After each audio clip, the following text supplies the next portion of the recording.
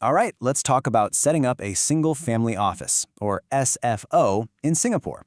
You know, the regulations can feel a little intense, right? But don't worry. We're going to break it all down into a super simple 3-pillar framework. And once you see it this way, everything clicks into place. So let's jump right in. So you're looking at Singapore as the place to manage your family's assets. Great choice. But now comes the big question. What does the Monetary Authority of Singapore, the MAS, actually need from you? How do you go from just an idea to a fully compliant, up-and-running operation? Well, the answer really boils down to 3 core pillars. Just think of it like your ultimate checklist. It's about the people you involve, the capital you manage, and your ongoing compliance duties. If you get these 3 things right, you've pretty much cracked the code. Let's kick things off with that first pillar. Pillar 1 is all about the who. See, the MAS has really specific definitions for who counts as family and who can be called an investment professional. And this isn't just a casual suggestion. It's the absolute foundation of your SFO's structure. It's all designed to make sure these offices are the real deal, legit family enterprises. Okay, so this official definition of family, it all comes down to one key idea: lineal descendants of a common ancestor. Now, this definition is actually a lot broader than most people think, and it has huge implications for who can actually benefit from your family office. Let's make this real for a second. Are you and your cousin considered family under this rule? Yep, you are. Why? Because you both trace your family tree back to a common ancestor, your shared grandparent. It's a perfect example of how broad this definition really is. And what about half-siblings? It's the exact same logic. They share a common ancestor, one parent. So they absolutely 100% fall under the SFO's definition of family. It's a simple test, but a super important one. Okay, so you've got the family part figured out. Now who's actually managing the money? The MAS requires you to hire qualified investment professionals, or IPs, but they don't just leave that word qualified hanging out there for you to guess. Let's see exactly what they mean. What really matters here are the active investment roles. The MAS is looking for your portfolio managers, your research analysts, your traders. The whole point is to make sure the SFO is a hub for real, valuable financial activity, not just some administrative shell. Now, don't get me wrong, those support roles are totally vital to the business, but they just don't count for this specific requirement. And to be considered qualified, these folks need to have the paperwork to back it up. The MAS looks for a mix of things: relevant degrees, professional certifications like the CFA, and maybe most importantly, real hands-on work experience in fields like investment management. All right, let's move on to Pillar 2, capital. We've talked about the people, now let's talk about the money.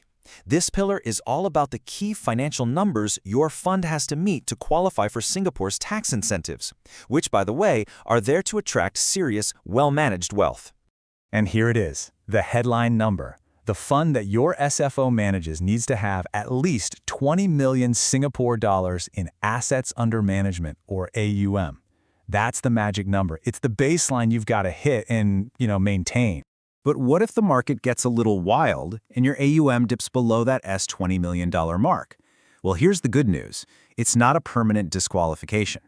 Your tax exemption is simply put on pause for that time. It can start right back up again once you meet the condition. Now, on top of that AUM, there's one more key rule: the capital deployment requirement. Basically, your fund has to invest at least 10% of its assets right here locally. This rule is super straightforward. It's all about making sure that these family offices are directly contributing to Singapore's own economy. And the MAS gives you a ton of flexibility here. As you can see, you've got a whole menu of 6 different options to meet that requirement. From the usual stuff like equities and debt, all the way to direct investments in local companies, and even really forward-looking areas like climate tech. And that brings us to our third and final pillar: compliance. Look, this isn't just about getting set up. It's about your ongoing relationship with the regulator. It's about your responsibility to be transparent, which is a huge part of Singapore's reputation as a trusted financial center. The heart of this pillar is all about communication. You have an ongoing job to let the MAS know about any material changes. We're talking about things like adding a new family member as a beneficiary, swapping out an investment professional, or changing up your shareholding structure. Transparency is absolutely everything. And that notification has to be pretty detailed. This chart here gives you a good idea of what they're looking for. You're not just telling them that a change happened, you're giving them all the relevant details so the MAS always has a complete and totally accurate picture of your SFO. So we've walked through the 3 pillars: people, capital, and compliance. Let's pull this all together into a simple, actionable checklist that really just sums up everything you need to have locked down. Here it is, nice and simple. For people, is your family definition right, and are your IPs qualified? For capital, are you hitting that S20 million AUM and the 10% local investment rule? And for compliance, do you have a solid process for notifying the MAS about changes? If you can say yes to these 3 questions, you are definitely on the right track. And that really brings us to our final thought. Look, understanding this compliance framework is the first essential step. But it's just that, a framework. The real question, the one you should be thinking about is, with these rules as your guide, is your investment strategy built not just to comply, but to thrive? Now that's the challenge to really chew on.